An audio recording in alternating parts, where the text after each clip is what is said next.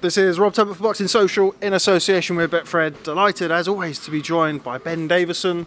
We're here in Cheshunt today. A little bit of a change of scenery. Usually we're catching up somewhere a little bit more exotic. How are you, Ben? Yeah, good. Funny pronunciation, but yeah. Why is it? Like Cheshunt. We don't. Cheshunt. No, you didn't. You said Cheshunt.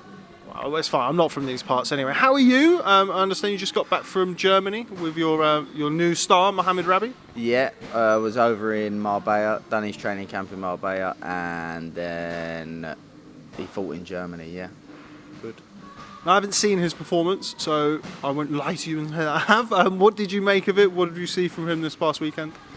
Yeah, it was okay. You know, it's part of developing together. We've only had probably 7 weeks together over the space of 2 fights, so not a bundle of time. But Mohamed was known in the amateurs. He was an amateur world champion and Olympic bronze medalist. He was very good timing, good variation, good volume, and very good mid to short distance. And just developing him, being able to give different looks, different poises, and setting things up a little bit cuter, a little bit smarter, and a little bit more defensively aware and astute, so that you can make those developments and progress, because it is very different, the amateur game to the professional game, and also working on developing his concentration levels over the duration of the round. So it's step by step. I saw part of what we'd been working on, and it's just about at the right time trying to make it all click and gel together. Obviously, you're still quite a... I know we've had the conversation of age and experience, so I don't want to use the term too loosely, but relatively inexperienced coach, relatively new coach, but you've worked with some really high-profile fighters, obviously Billy Joe, certain Tyson Fury, even Isaac Lowe. When you've worked with him, he's been working on big shows and big bills. How different is it? You're working with Mohamed Rabi, who's obviously not particularly well known here or in America. I understand he's got good following back in Morocco. Does that make your job easier, more difficult? Is it the same, just not having that kind of scrutiny on him? It's the same thing, you know. I don't think, do you know what, because Tyson's got a bigger profile, I'm going to work harder on him, you know. Like, I pride myself on my job. It's not about, I don't sit there and think, yeah, if he puts in a better performance, then everyone's going to give me loads of credit. I don't think like that. I think I pride myself. I think to myself, I want every boxer that I work with to perform to the best of their ability and end up the best and fulfill their potential. Whether people see it or not has nothing to do with it. And somebody asked me the other day a question about achievement, like my own achievements as a coach, and what I'd like to, what dreams I have of fulfilling as myself. And I said my goals always stay the same. My whole goal all the time is just to get the best out of the fighter that I work with. And if they do that and they keep winning, then achievements come along for the fighter and the coach. But it's the same no matter who it is, whether it's a 4-round fighter or a world championship fighter, it's all the same. How far away is he from kind of where you want him to be? How's the transition been? Obviously, he's very successful as an amateur, as you've just mentioned. Is he sort of getting there? Is there still a lot of work to do? Where is he at kind of this development stage of his career? Yeah, there's still work to be done. It's about gelling it together and time. Like I say, that we've only spent about 7 weeks, and for the first couple of weeks that we spent together, his English was very limited, but he's obviously gone away and worked on it, and this time it was a lot better, and hopefully next time be better again. And it takes time, you know. It takes time, and you have to go through certain stages to develop as a fighter, in the gym, in fights. You know, you have to have, and you have to come across certain types of styles. And there was a certain style in this opponent that I wanted for him to have to try and work things out. And it was good. It was good. I was pleased, but there was still part of me that always wants a little bit more from the fighter. You get Billy Joe Saunders in to be a translator. Yeah, he speaks many different languages, Billy Joe. I don't know if you've seen, but he can hold a conversation with anyone from any language, so it seems anyway. Whether he actually can or not, I don't know. Yeah, it might be an interesting one. We've just mentioned Billy Joe kind of as a bit of a laughing joke, but of course he was in action. last weekend or the weekend before, I don't know, it's all blurring together, it's getting to that time of year. What did you make of his performance against Mr. Caceres? I've forgotten his name. Yeah, it wasn't the best performance from Billy Joe, obviously. I mean, from every negative, there's a positive, and vice versa. And I said to him, it's not a great positive to have. I said, but you got hit with plenty of shots, and not one of them phased you or anything like that. And you found a way, and that's what champions do. But this isn't new for Billy Joe. You know, it's not like this is all of a sudden a massive shock. From his first fight, you know, he'd have a good performance, iffy performance, a couple of great performances. He's always done that. And to be honest with you, Tyson's the same. And but they always find a way, and that's the difference. You know, even when they're not at their best, they still find a way, because not only have they got, the pair of them, got an amazing skill set, they've got abundance of heart and abundance of bollocks. Second fight at super middleweight. Well, second official fight at super middleweight. Obviously, boxed Charles Adami. I think he's a cruiserweight. But yeah, sorry, Bill. It's a second consecutive performance where, all right, you obviously had the win and picking up the title with yourself, but one or two criticisms of him as a super middleweight. Do you agree with that? I know we've spoken in the past about you'd prefer to see him down at 160. Is that still the case? Yeah, I've always said that I think he's best at a middleweight, but also there's opportunities, you know, and how long was he at middleweight for? No opportunities opened up for him. I know it's a different situation now, and it's a different point in his career, and the fighters around him are at different points of their career, so they're now actually all under the same banner, so it could be very different. But he's now got a world championship at 168. But also, what you have to remember is, as soon as there's a change and there's a little bit of, straight away people are going to go on to the change. Realistically, Billy Joe probably spars at the same weight he's getting in the ring with, and always has done, even as a middleweight. So he's used to performing at that actual weight. Whatever he steps on the scales at, forget. Do you know what I mean? What he performs at in the gym, he's probably the same weight as what he's stepping in the ring at super middleweight, which I'd estimate. I know it was in Stevenage. I don't know what his actual weight was when he stepped in the ring the other night.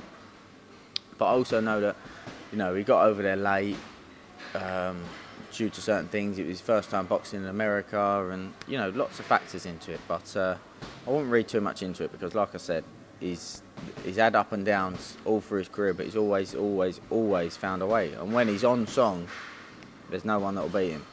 Obviously, much was made about the fact that he was going into this fight with Dominic Ingle again, obviously having spent some time with him before, with yourself. To your knowledge, is that the way he's going to be from now on? Have you spoken to him about potentially working together going forward? What's Billy Joe's current situation with regards to training? I haven't spoken to him about that. Obviously, I've always spoke to Billy Joe. I always worked with him for a long, long time, even before I've been his head trainer. So, you know, he's got whatever he feels is right for him. Whatever he feels is right for him, and he'll go from there. But I've not had that discussion with him. We'll wait and see.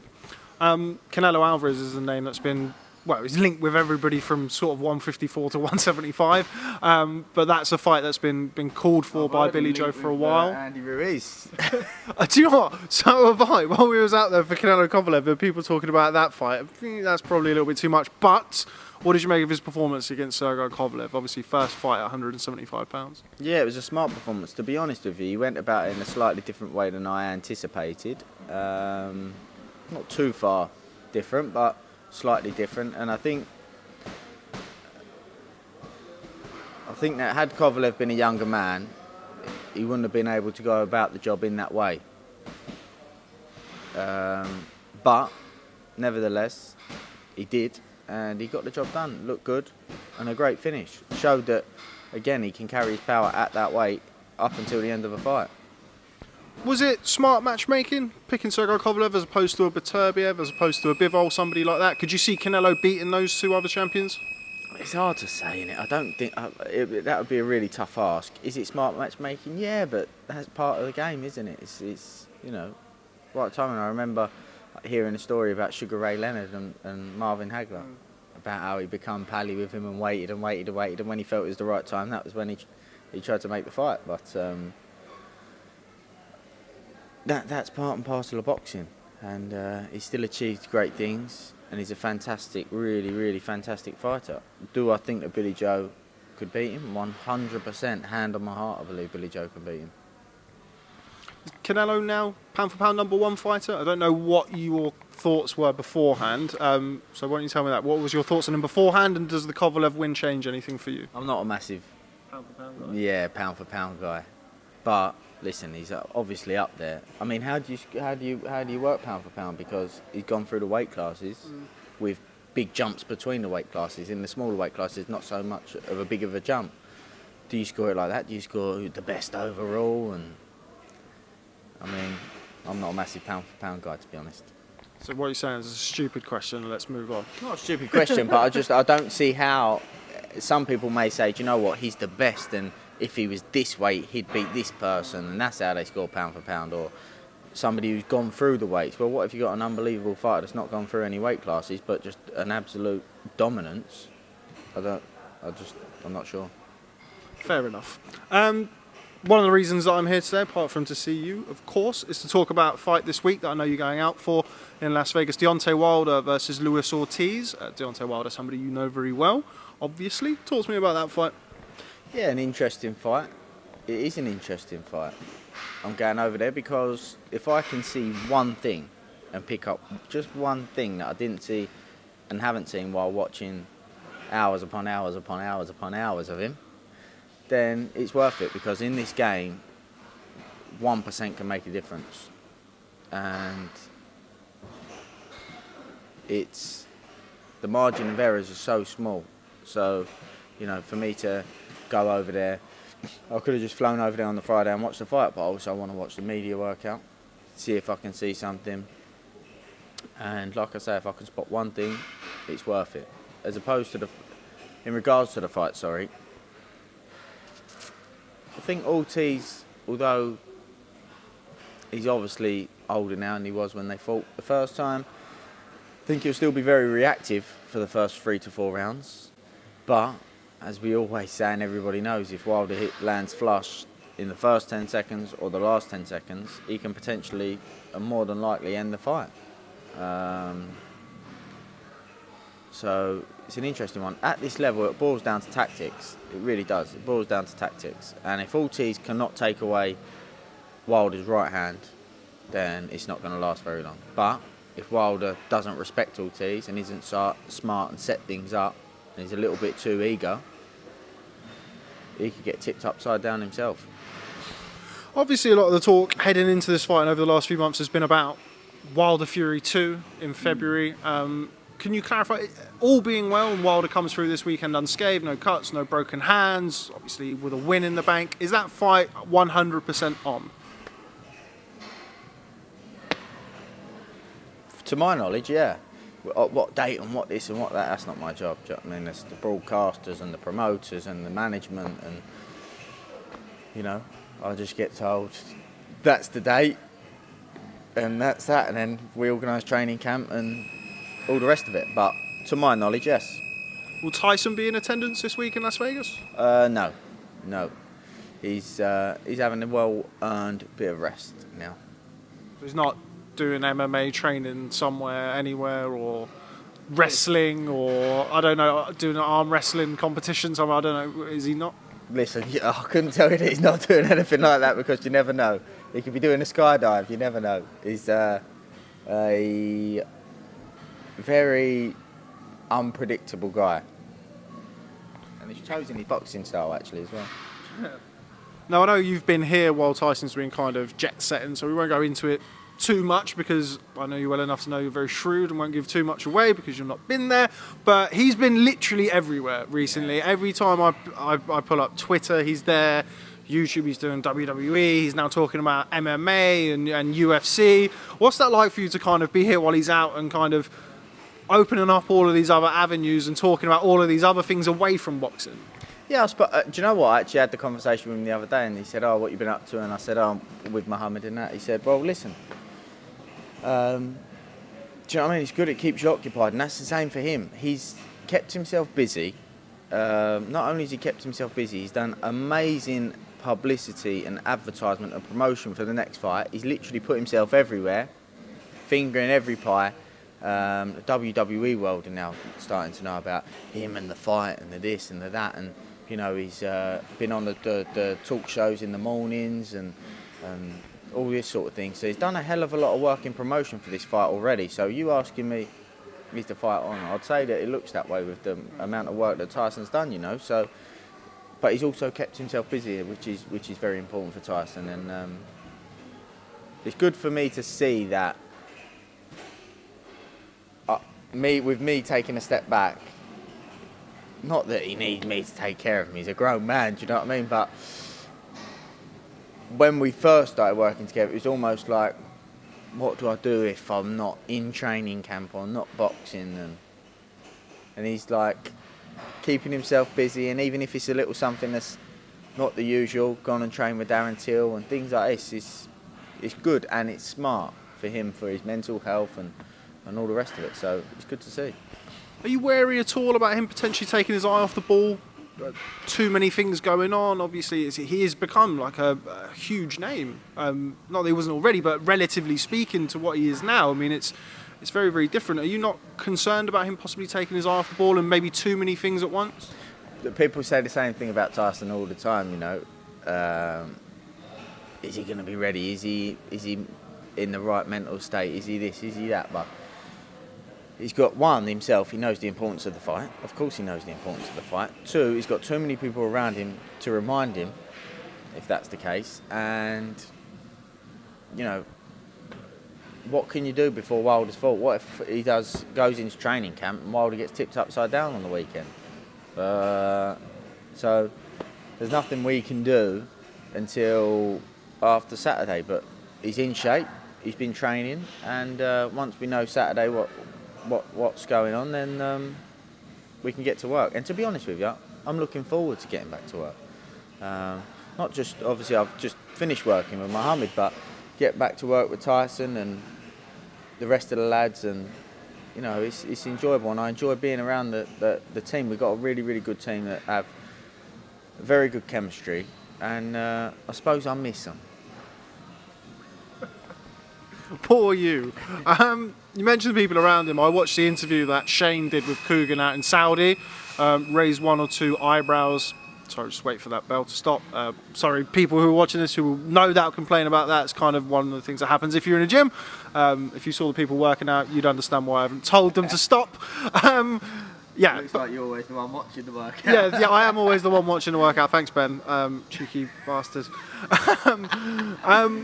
Shane's interview was very interesting. He was talking about people blowing smoke up Tyson's arse and potentially not being there to keep him in check and put him where he needs to be. And obviously that was something that was spoken about kind of directly and indirectly after his last performance against Otto Wallin. Just your thoughts on, first of all, Shane's interview, and then whether or not you agree with it. I mean, you've been closer to Tyson over the last sort of 3 or 4 months in particular. Obviously, I know longer than that, than anybody. So just your thoughts on those comments. Shane's a straight-talking man. I like Shane, he's hilarious as well, but he's a straight-talking man, and that's a question to ask Shane, to be honest with you. But I don't really know what to say to that. It's sort of a discussion that's to be held within the team, really. And I'm not saying, I don't think that Shane means anything like, this is a major problem, but he's just saying, look, it's something to be aware of. And I always say this. I'll put it this way. With Tyson, he's a very... I said before in an interview that a big part of my job and the team's job altogether, and everybody's job who's looking part of the team with him, is to try and keep him balanced. Yeah? And I see it like this. There's guidelines that are healthy because he's a bit of an up and down character. It's no secret, so to say. So I was thinking how to word that, but it's not a big secret.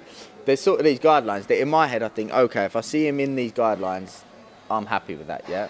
And that's the balance, they're the guidelines. If he goes above that, that's when I start to think, okay, a little bit of, let's try and do something to bring it back into the guidelines. And I think what Shane's just trying to say is sometimes he just needs a little bit of guiding back into the guidelines, because he's an extreme character. But that is part of his strength as a boxer as well. Because if he's in a good, and everyone else around him is the same, he'll just keep going up and up and up and up and up. But it works in a way where if he said as a joke, I could run straight through that wall over there, and everyone was going, yeah, he would genuinely believe I can run straight through that wall. And that is a strength. Or, to be honest, even the opposite. It's I can run straight through that wall. We used to do it. He'd get in the gym and he'd say to me, I can do 10 reps of that over there. I'd say, no, you can't. Watch this then. Bang! And I knew if I said, no, you can't, he'd have to show me, you know? So it's a huge part of his strength. But it's just trying to keep in the guidelines and the right times and people that know him and all the rest of it. So, but like I say, the overall question of what exactly Shane meant, you'd have to ask Shane. But that's my take on sort of situation. Not sure whether or not you answered it, but you spoke about it. That's my take on the blowing smoke up his arse is a saying, yeah. And what I'm trying to say is my take on the situation of people around. What Shane was talking about is the team that we have are very good at keeping Tyson sort of balanced, and that's an important part of the role that we play when talking about what Shane was talking about. Like I say, blowing smoke up his arse is a saying, basically saying building him. So, but in terms of what your question probably is in a roundabout way, who is it, who do you think it is, and all the rest of it, that's a question that you'd have to ask Shane. My question was more along the lines from you being a trainer and being with him throughout various camps and obviously out of camp, is have you noticed the difference in him really from, let's say, I don't know, the first Wilder fight to the Wallin fight, in between them, the camps for them? Did you notice anything? Were there any things that you saw that you potentially didn't see in the first Wilder camp? That's kind of where I was going. They're very, very normal, to be honest. The camp was shorter for Wallin due to, you know, it being a bit of a not as set in date in time. As opposed to everything else, just the norm, you know. He didn't have the same. Didn't have the juices flowing like he would for a Wilder, but that is very, very normal, you know. Everybody knows that Tyson's the type of fighter that rises to the occasion, and the bigger the test you put in front of him, the better you're going to see of him. And he didn't quite have the thing for an Otto Wallin, but I think that's the same for many, many fighters. Okay, well, moving away from that, I'm probably not going to see you now before I go out to Saudi for Anthony Joshua versus Andi Ruiz. It feels like it's kind of crept up on us, this fight. Felt like not too long ago it seemed like a really long way away, and now it's almost upon us. It's always the way. It's always the way, particularly in boxing. What do you make of that rematch? Has your thoughts changed the closer the fights come? Just talk to me, Mark. There's a hell of a lot of questions for me to actually answer that, because how is Joshua going to react after, you know, he's getting stopped? Is he going to be a little bit hesitant? Is he going to be more grow some confidence from it? I don't know. You know, changing his training and feeling a little bit better. I don't know. One thing I will say in terms of a tactical standpoint, when I was asked about the fight before the first fight, I was talking about Ruiz catching and countering, and I said that he will struggle to do so because of Joshua's power. When he was getting hit, it would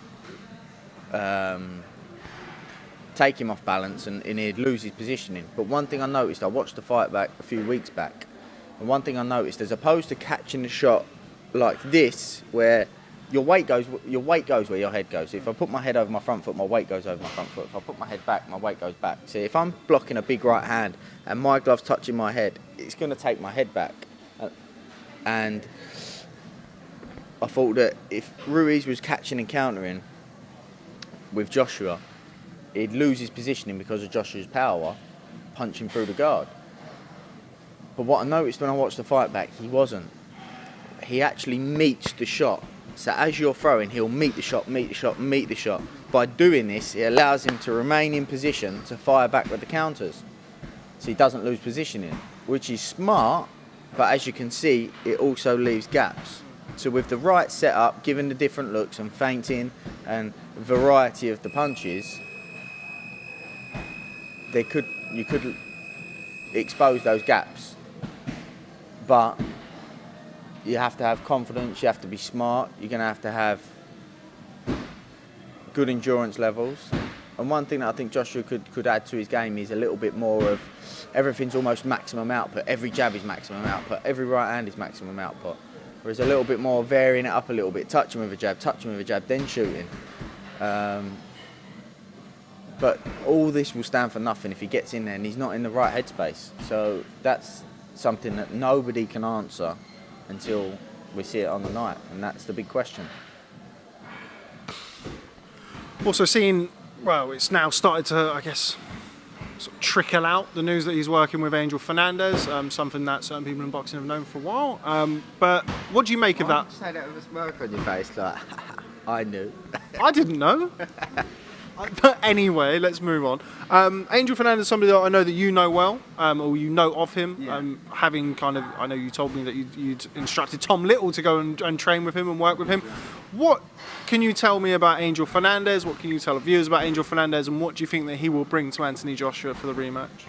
I couldn't tell you too much because he'll have his own philosophy, and I can't tell you his philosophy because I've not spent time in the gym with him, but I've seen that he's quite focuses on the technical aspect of the game, but in terms of his philosophy and what adjustments he would see and like to make in Joshua, I can't tell you that. But I think that's a question for you to ask him. Is that news even is it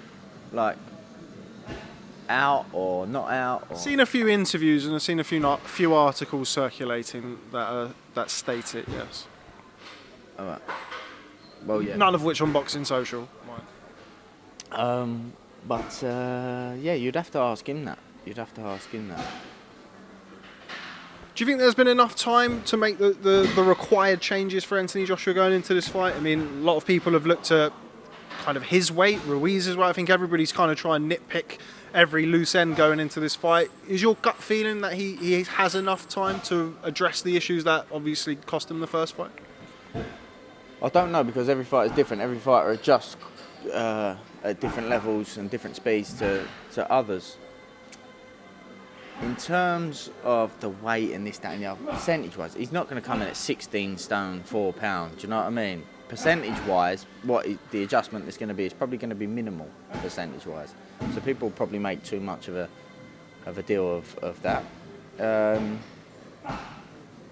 But, like I said, at this level, it all boils down to tactics.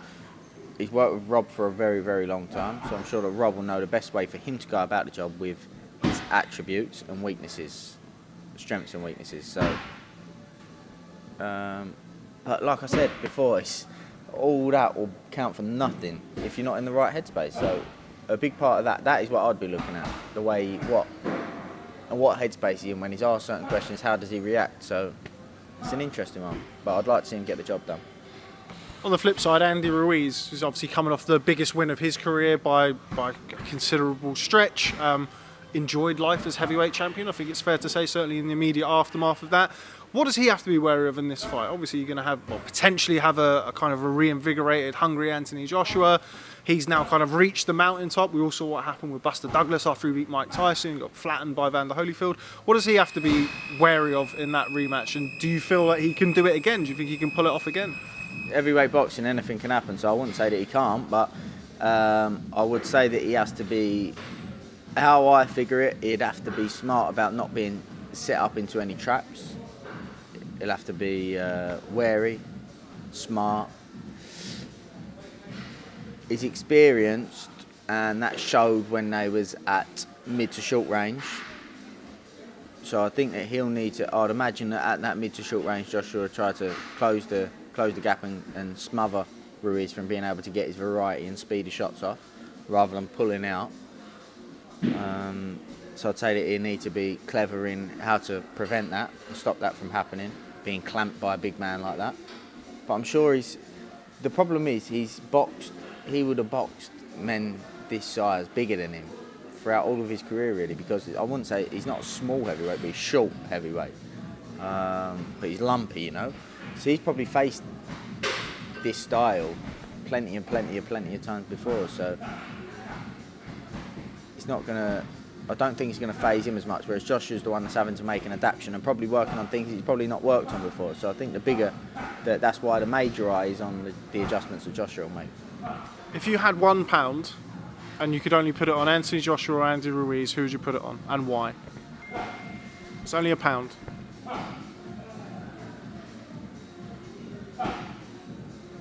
If he's in the right headspace, I want to go with Anthony Joshua.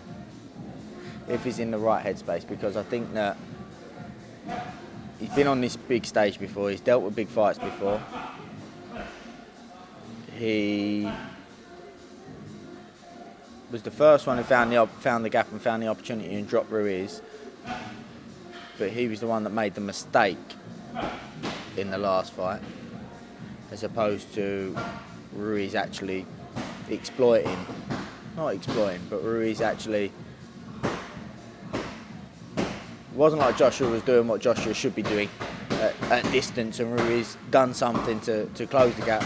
Joshua closed the gap for Ruiz and gave him an opportunity. So that's why I'll go with Joshua. But like I say, it's all about what headspace he's in. Okay, I think we're about there. Just before I go, back to Tyson and kind of UFC, MMA, WWE, fantasy land. Is he actually going to fight in MMA or UFC? Because obviously there's been a lot of talk about it, but he talks about a lot of things. I'm a boxing man, as are you. I would love to see him box for the next 5 or 6 years, but he's talking about this, that and the other. Is there any chance of him being an MMA fighter, being a UFC fighter? Would you put it past him? Probably not, no. But I wouldn't either. You never know. What would you do if he said to you, like, right, Ben, I'm going to fight 2 fights in the UFC next year, and that's that? What would you say? Would you be okay with that? Would you be happy with that? He's his own man. He's a 31-year-old man. I'm not going to say, no, you're not. Sit down there, do you know what I mean? I don't know, you'd have to see if he's any good at it first. Obviously, I'd give him an honest opinion to say, listen, I think you can do something, or I think you want to swerve that one. Obviously, I'd give him an honest opinion, but he's his own man, and like I say, he's got people around that advise him well. Family, friends, management, promoters. He's got a good team around him, so whatever he wants to do, the world is his oyster. Conor McGregor trying to take your job. He is, isn't he? I was going to say I'll set about him if that's the case, but I think I might lose that one, so I'll swerve it. Well, we are doing this interview in an MMA cage, so read of that what you will. What I'm actually doing is I'm just learning a little bit myself, so when I know what I'm looking at when I'm seeing Tyson prepare for it, so I can say to Conor, listen, he's doing this wrong, mate. This is what he needs to be doing. Okay, well, Ben Davison, as always, real pleasure. Thanks very much for making time for me after I begged you in the early hours of last night. Enjoy your trip to sunny Las Vegas, although I'm not sure it's going to be that sunny. It was really cold when I was over there. I had a little bit for the cold, to be honest with you. I do as well. I just put on a little bit of extra weight to keep me insulated. You know, didn't you? Well, I put a little bit too much, so I'm here to try and get a little bit of it back off. Okay, Ben Davison, as always, real pleasure. Thanks very much for speaking to Boxing Social. No problem.